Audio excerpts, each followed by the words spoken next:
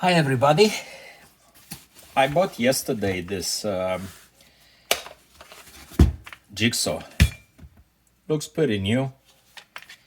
The person that sold it to me sold it with this battery, supposedly Black Decker battery, and they didn't have a charger. They said they've used this battery maybe a year and a half ago, and now it doesn't charge. So I had an extra battery, so I charged the jigsaw and it actually worked with a good battery, but this battery has a date code 2016.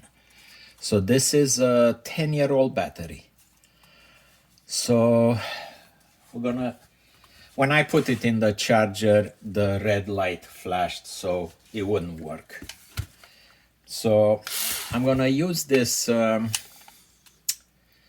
don't know which value of Torx it is, but it's pretty thin. I'm gonna use it to open the case.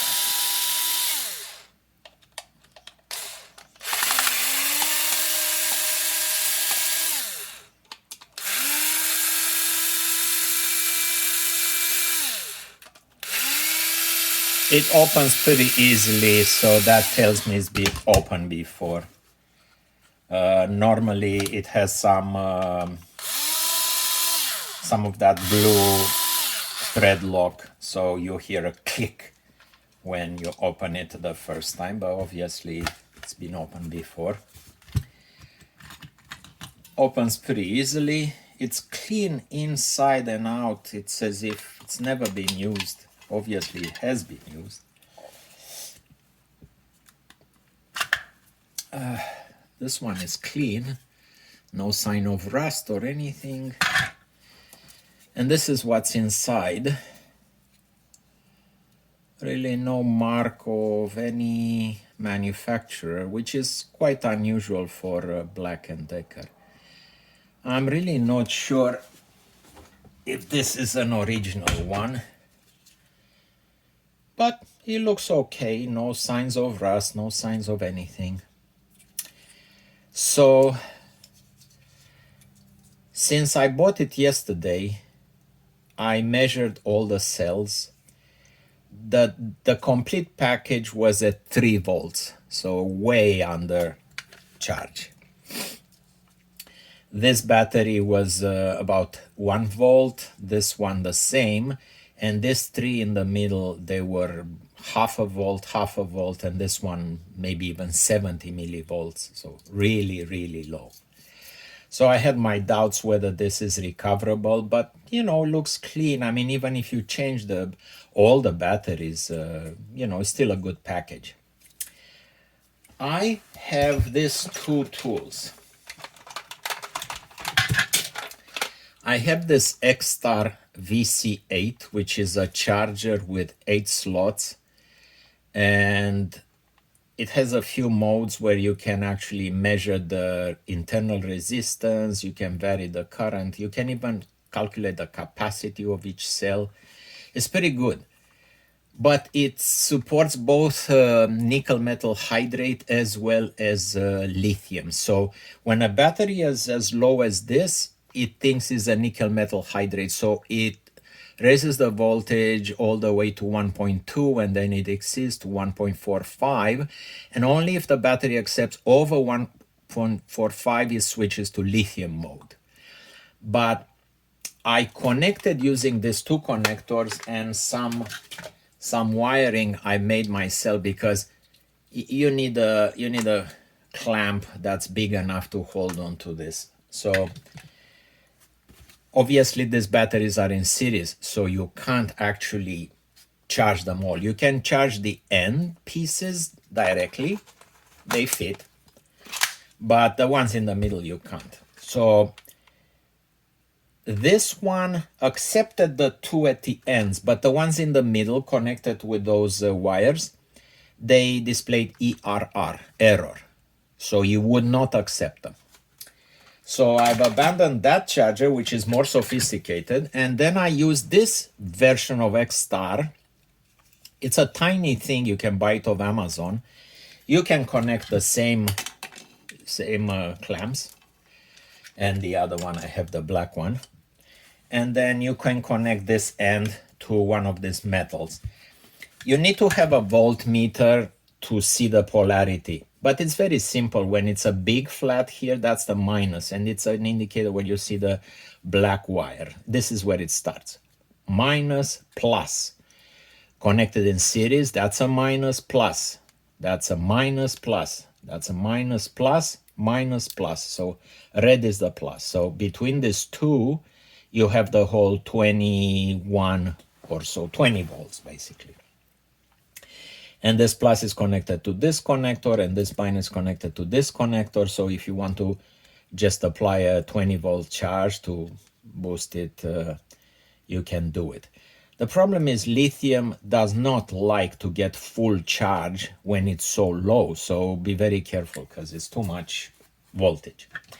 But this particular charger has one extra feature.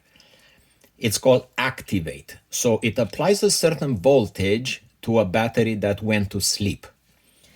And the ones in the middle, as soon as I connected them, they jumped to 1 volt and 14, 1.14. It took about 2 hours, each cell in turn. You can't connect all 5. You have to charge each and every one of them individually. The ones in the middle took about 2 hours each. The ones in the end, maybe about an hour. So after about 7 or 8 hours, actually all the cells charged. And just to show you, this cell 419, this cell, polarity is reversed, but I'm just going to measure like this. 406, this one 406, this one 412, this one 412. So basically all of these cells charged over 4 volts. A 20 volt battery would be 44444, so 20 in series. So this battery, after 10 years, still accepted full charge, is actually very powerful. It's a, regular DeWalt battery, Black Decker battery. So it works very well, no issue whatsoever. And I'm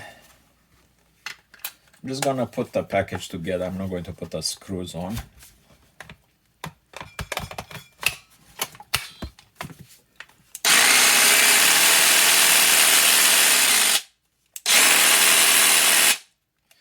So basically this was a battery that the person couldn't charge. They said they don't have the charger anymore. Maybe they lost it. They left the battery for maybe a year and a half somewhere in a garage, unused, whatever. But isn't it a shame after 10 years, this battery has more or less full charge.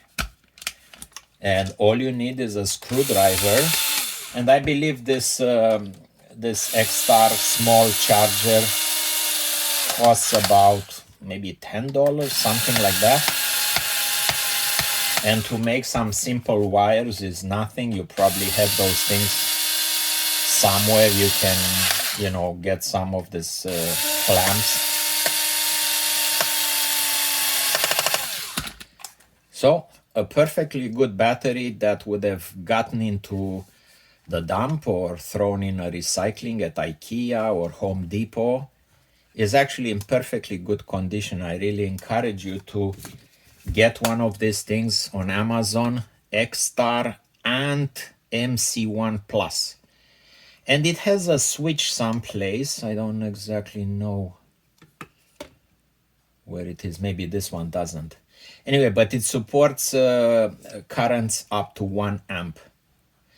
I noticed when it charged, the amps display here has a small display. Let me plug it in. See, 0.5 amps, and here it displayed quickly 1 amp. And when it charges, I have some spare batteries here. Actually, these are the other type, but let's say one of this.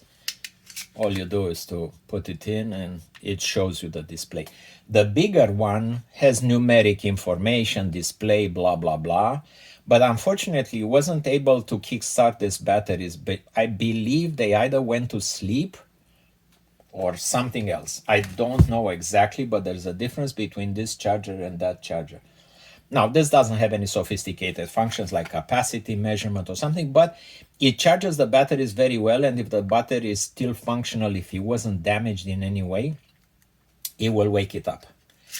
So anyway, that's the story with this thing. I'm very happy with the acquisition. I only paid $25 for this excellent jigsaw and a brand new battery. Even the battery itself would have been maybe $20. This is 20 volts max type 530 watts hours, the LBXR20. So perfectly good battery, spotless case, everything wonderful, and it works very well with this jigsaw. So anyway, I wanted to show you this thing. I hope you enjoyed it.